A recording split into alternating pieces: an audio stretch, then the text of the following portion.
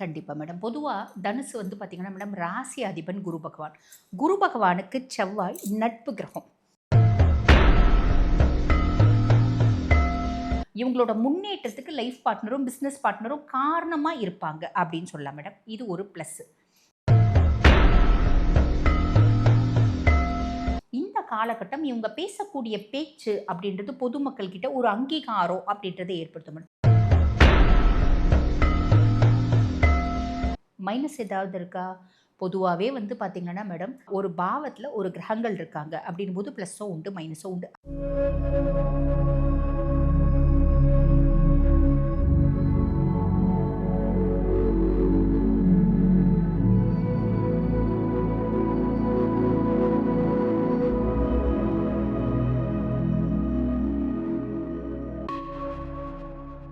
தீபா அருளாளன் மேடமை நீங்கள் நேரில் சந்திக்கணும், அஸ்ட்ராலஜி ரீதியாக சந்திக்கணும் அப்படின்னு நினச்சிங்கன்னா, உங்களுடைய ஜாதகம் பார்க்கணும் அப்படின்னு நினச்சாலும் வீடியோவில் தெரியிற நம்பருக்கு கால் பண்ணி அப்பாயின்மெண்ட் வாங்கி நேர்லேயும் நீங்கள் கன்சல்டேஷன் எடுத்துக்கலாம்.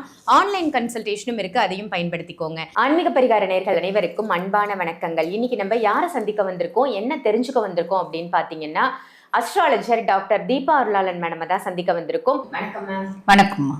எப்படி இருக்கீங்க? நல்லா இருக்கேம்மா. நீங்க எப்படி இருக்கீங்க? ரொம்ப நல்லா இருக்கேன் மேம்.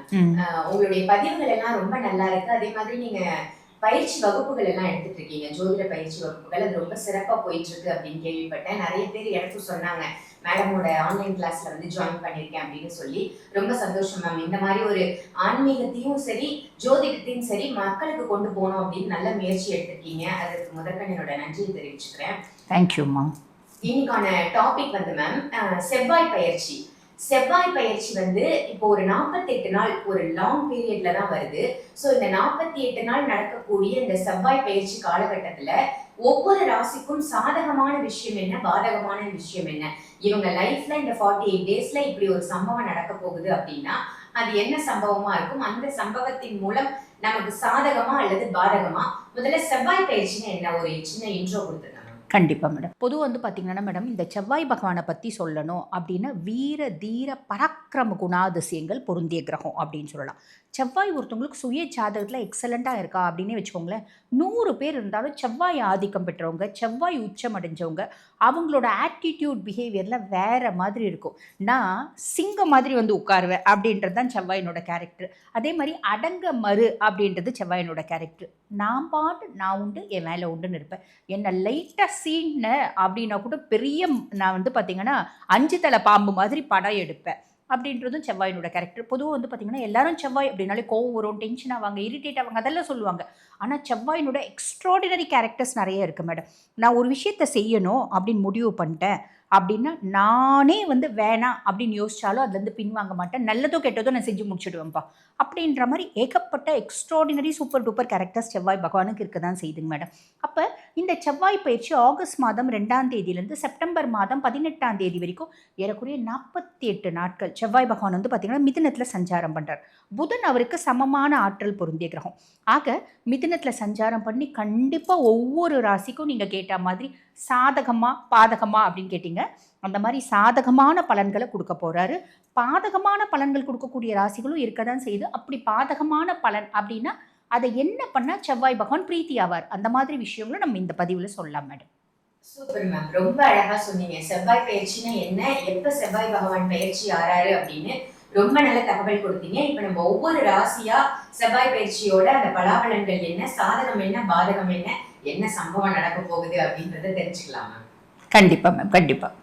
நம்ம இன்னைக்கு பார்க்க போறது வந்து தனுசு ராசி. தனுசு ராசி நேயர்களுக்கு அடுத்து வரக்கூடிய இந்த செவ்வாய் பயிற்சி, அதாவது 48 நாட்கள் இவங்க லைஃப்ல என்ன மாதிரி நல்ல விஷயங்கள் நடக்க போகுது, பர்டிகுலரா அந்த 48 டேஸ்ல இவங்க லைஃப்ல நடக்கக்கூடிய அந்த சம்பவம் என்ன, சாதகம் என்ன, பாதகம் என்னன்னு சொல்லுங்க. கண்டிப்பா மேடம். பொதுவா தனுசு வந்து பார்த்தீங்கன்னா மேடம், ராசி அதிபன் குரு பகவான். குரு பகவானுக்கு செவ்வாய் நட்பு கிரகம். ஸோ பெருசாக ஹிண்ட்ரன்ஸ் கொடுக்க மாட்டார். பார்த்தீங்கன்னா என்ன பாவத்தில் அமர்ந்திருக்காரு அப்படின்னா 7ஆம் பாவம் களத்திர ஸ்தானத்தில் அமர்ந்திருக்கார். களத்திர ஸ்தானத்தில் அமர்ந்திருக்காரு. இவங்களுக்கு வந்து பார்த்தீங்கன்னா 5 மற்றும் 12க்கு அதிபன். அதாவது பூர்வ புண்ணிய ஸ்தானம் புத்திரஸ்தானத்துக்கும் செவ்வாய் தான் அதிபன். அதே மாதிரி 12ஆம் பாவம் அயன சயன போஜன மோட்ச விரயஸ்தானம் இதுக்கும் செவ்வாய் தான் அதிபன். அப்போ செவ்வாய் 7ஆம் பாவத்தில் வந்து அமர்ந்திருக்காரு அப்படின்னும் போது இந்த 7ஆம் பாவம் அப்படின்றது எதை குறிக்குதுன்னா மேடம், இவங்களோட திருமணம், இவங்களோட வாழ்க்கை துணை, கூட்டு தொழில் செய்கிறாங்க அப்படின்னா அதாவது பார்ட்னர்ஷிப் கன்சர்ன், இவங்களோட பார்ட்னரை குறிக்கக்கூடிய பாவம். அது மட்டும் இல்லை மேடம், 7ஆம் பாவம் அப்படின்றது பொதுமக்களினுடைய தொடர்பு, அந்த பொதுமக்களினுடைய தொடர்பும் குறிக்கக்கூடிய பாவம். அப்போ 7ஆம் பாவத்தில் செவ்வாய் வந்து அமர்ந்திருக்காரு அப்படின்போது ஃபஸ்ட்டு ப்ளஸ் என்ன, இவங்களோட லைஃப் பார்ட்னர்னால ஏதோ ஒரு விதத்தில் ஒரு தனப்பிராப்தி, ஏதோ ஒரு விதத்தினால ஒரு சப்போர்ட், ஏதோ ஒரு விதத்தினால ஒரு முன்னேற்றம், அந்த முன்னேற்றத்தினால எதையோ ஒன்றுதை இவங்க சாதிப்பாங்க. ரொம்ப சிம்பிளாக சொல்லணும் அப்படின்னா, இவ்வளோ நாள் வந்து பாருங்கள் எங்கள் லைஃப் பார்ட்னர் பெருசாக சம்பாரிச்சு அவங்க அம்மா வீட்டுக்கே கொடுத்துருந்துச்சு. ஒரு எக்ஸாம்பிள் சொல்லலாம், அம்மா வீட்டுக்கே கொடுத்துருந்துச்சு. இப்போ நம்ம வீடு வாங்கணும்னு சொன்னோடனே சரிங்க நம்ம 2 பேரும் சேர்ந்து வீடு வாங்கலாம் சொல்லியிருக்கு. நான் கார் வாங்கலாம்னு சொல்லும்போது சரிங்க நம்ம 2 பேரும் சேர்ந்து ஒரு கார் வாங்கலாம்னு சொல்லியிருக்கு. இதனால் லைஃப் பார்ட்னர்னால ஒரு திருப்தி, ஒரு முன்னேற்றம் அப்படின்றது வரும். அதே மாதிரி நம்ம பிஸ்னஸ் பார்ட்னர் இவ்வளோ நாள் நான் ஒன்று சொன்னால் அவன் ஒன்று சொல்லுவான், நான் ஒன்று புரிஞ்சிக்க ட்ரை பண்ணால் அவனுக்கு புரிய வைக்க ட்ரை பண்ணால் அவன் எனக்கு ஒன்று புரிய வைக்க ட்ரை பண்ணுவான். ஆக மொத்தம் பிஸ்னஸ் ஆரம்பிச்சிட்டனே தவிரங்க எங்களுக்குள்ளே வந்து பெருசாக வந்து ஒரு நல்ல ஒரு டேர்ம்ஸ் அண்ட் கண்டிஷன்ஸ் இல்லாததுனால பிஸ்னஸை பெரிய லெவலில் கொண்டு போக முடியல அப்படின்னு வருத்தப்பட்டு இருந்த தனுஷா இருந்தாலும் இந்த காலகட்டம் லைஃப் பார்ட்னர் மூலியமாகவும் பிஸ்னஸ் பார்ட்னர் மூலியமாகவும் ஏதோ ஒரு விதத்தில் ஒரு ஆதாயம் அப்படின்றது சந்திப்பாங்க மேடம். இவங்களோட முன்னேற்றத்துக்கு லைஃப் பார்ட்னரும் பிஸ்னஸ் பார்ட்னரும் காரணமாக இருப்பாங்க அப்படின்னு சொல்லலாம் மேடம். இது ஒரு ப்ளஸ்ஸு. அதுக்கடுத்து வந்து பார்த்திங்கன்னா பொதுமக்கள் பொதுமக்கள் இப்போ ஒரு ரொம்ப சிம்பிளாக சொல்லணும் அப்படின்னு வச்சுக்கோங்களேன், இப்போ ஒரு ஸ்பீக்கராக இருக்காங்க, ஒரு சொற்பொழிவாளராக இருக்காங்க, ஒரு பொலிட்டிக்கல் ஸ்பீக்கராக இருக்காங்க, அப்படிலாம் இருக்கும்போது இவங்களுக்கு வந்து பார்த்திங்கன்னா பொதுமக்களோட தொடர்பு அப்படின்றது ஜாஸ்தி இருக்கும். சில தொழில்கள் இருக்குதுங்களா, உபன்யாசர்கள், இவங்களுக்குலாம் வந்து பொதுமக்களோட தொடர்பு அப்படின்றது ஜாஸ்தி இருக்கும். இந்த காலகட்டம் இவங்க பேசக்கூடிய பேச்சு அப்படின்றது பொதுமக்கள்கிட்ட ஒரு அங்கீகாரம் அப்படின்றத ஏற்படுத்தும். என்னம்மா பேசுகிறாங்கப்பா, பயங்கரமாக வெட்டு 1 துண்டு 2 அப்படின்ற மாதிரி தெளிவாக கரெக்டாக பேசுகிறாங்கப்பா அப்படின்ற ஒரு பேச்சு.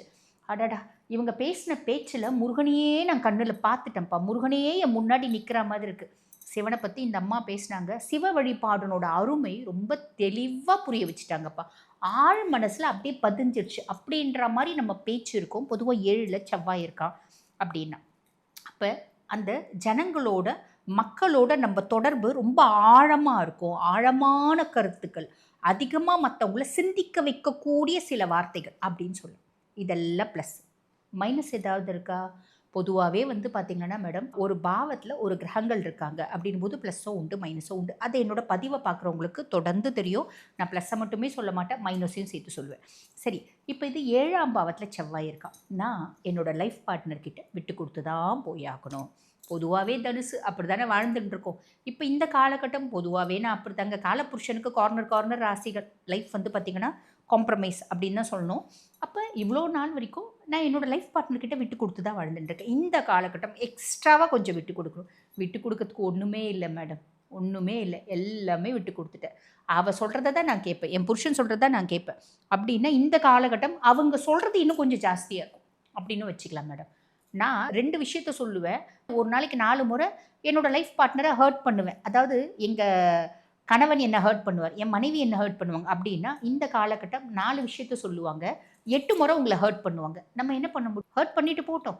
அதாவது சறுக்கியாச்சு, நம்ம வந்து மூழ்கியாச்சு, ஜானி ஏறினா என்ன, முழகம் ஏறினா என்ன, உழுந்துட்டோம் பரவாயில்லை, அவங்க நல்லா இருந்துட்டு போட்டோம் அப்படின்ற இயற்கையாகவே உங்களோட குணம், அதை இன்னும் கொஞ்சம் அதிகப்படுத்திக்கோங்க அப்படின்னு சொல்லலாம். ஸோ இதில் வந்து கவனம் தேவை மேடம்.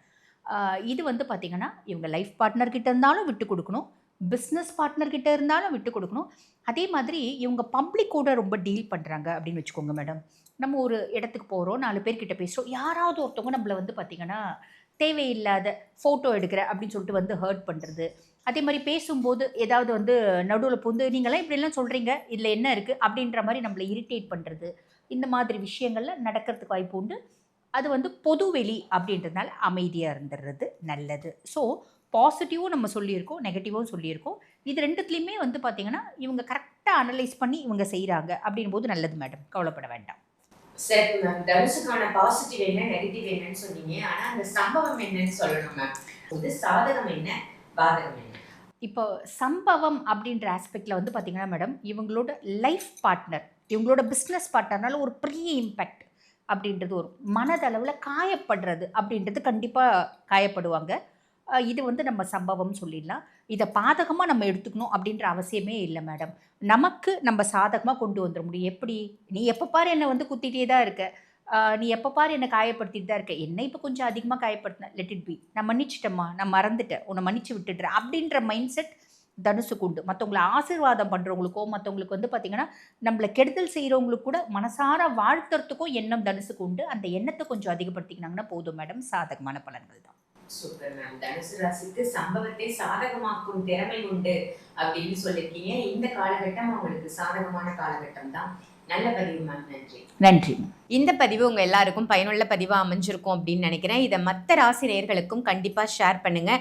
உங்கள் வீட்டில் யாராவது கண்டிப்பாக இந்த ராசியாக இருப்பாங்க இல்லையா, அவங்களையும் இந்த பதிவை பார்க்க சொல்லுங்கள். அதே மாதிரி தீபா அருளாளன் மேடமை நீங்கள் நேரில் சந்திக்கணும், அஸ்ட்ராலஜி ரீதியாக சந்திக்கணும் அப்படின்னு நினச்சிங்கன்னா, உங்களுடைய ஜாதகம் பார்க்கணும் அப்படின்னு நினச்சாலும் வீடியோவில் தெரியிற நம்பருக்கு கால் பண்ணி அப்பாயின்மெண்ட் வாங்கி நேர்லேயும் நீங்கள் கன்சல்டேஷன் எடுத்துக்கலாம். ஆன்லைன் கன்சல்டேஷனும் இருக்குது, அதையும் பயன்படுத்திக்கோங்க. இதே மாதிரி வேற ஒரு நல்ல பதிவில் உங்கள் எல்லாரையும் சந்திக்கின்றேன். நன்றி, வணக்கம்.